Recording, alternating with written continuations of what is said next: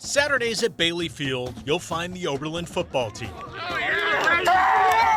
38 players and 6 coaches. 1, 2, 1, 2, 3. Go! Go! Each member doing their part to help the team achieve their goal. Here we go. And then there's Roseanna Smith.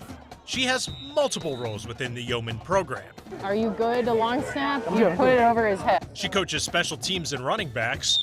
She helps in the weight room and has the official title of Chief of Staff. Kickoff up, kickoff. She's intense at times, which is good, but honestly, just like really caring. Most of our conversations doesn't even revolve around football. It's about our personal life. She's been like a second mom to me. Okay, here we go. Gotta start it up here.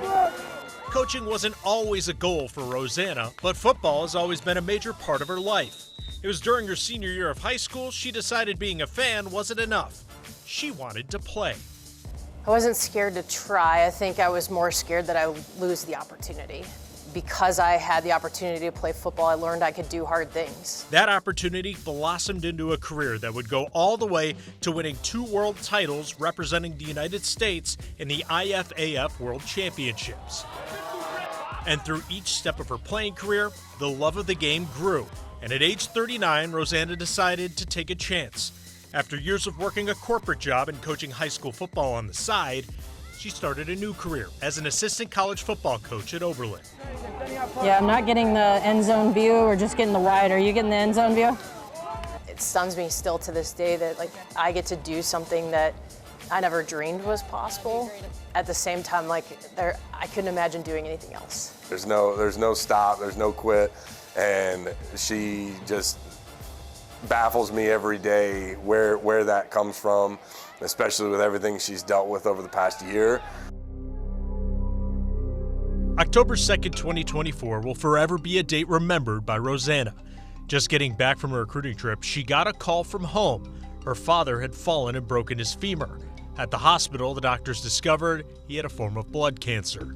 Rosanna rushed home to Iowa to help care for her dad. Well, I'll tell you that the last year has been probably the most difficult of my life. You know, that kind of started the whole fall. It was the craziest time because, you're trying to bounce back and forth from being here to coach as much as I could, to try to recruit as much as I could, to being there for my family.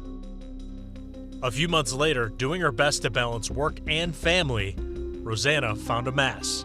Tests confirmed she had breast cancer.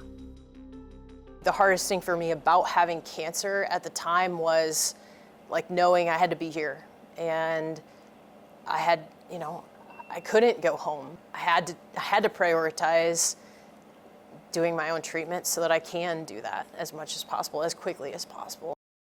Hundreds of miles from her family, unable to travel due to her treatments, but never alone. It was this immediate devastation. I think that when she brought us in for that meeting after Lyft, that was not the news that we thought we were going to hear. We were all distraught, to be honest. There was tears. It was a very emotional moment.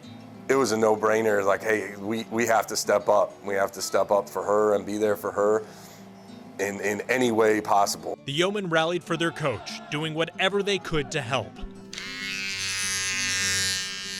When her hair started falling out due to the chemo, the team shaved their heads with her. When she needed a ride to her chemo appointments, one of her fellow coaches drove her. Whatever Rosanna needed, as a team, they were there. Her battle became their battle. And throughout her treatment, good days and bad, Rosanna never quit showing up for them. If the ball comes to rest in bounds, it's live. So, right? Okay. I trust you, make a good decision. At spring practice, and I literally cannot stand up during practice. I have to take a knee, and nobody even blinks. So there were days where, because we practiced early, I could come to practice, it felt pretty good, and then I go to chemotherapy and go home and be home, feel really bad for a while. Many, many times I've had to tell her, hey, take a break, go sit down, go home for the day, take care of yourself first before you worry about one more thing with the football program. We can pick up the slack. There were days that I felt probably worse than I ever have. But at no point in time do you say, I can't do this. They just brought the edge players in the middle too. Today, Coach Rowe has finished chemo and had successful surgery. Her prognosis looks good, but her fight is far from over. But no matter what comes next, she'll face the next step like she has every step of this fight, with her team at her back. Let's go 13! Let's go 13! Hold the ball! There we go! The diagnosis that I got killed people 20 years ago. You know, I have the best shot at a long life because of all the people that have said yes. Like, yes, go get treated. Yes, you know, we're gonna be there. Yes, what can we do? How can we help you? And there's no way to pay that back.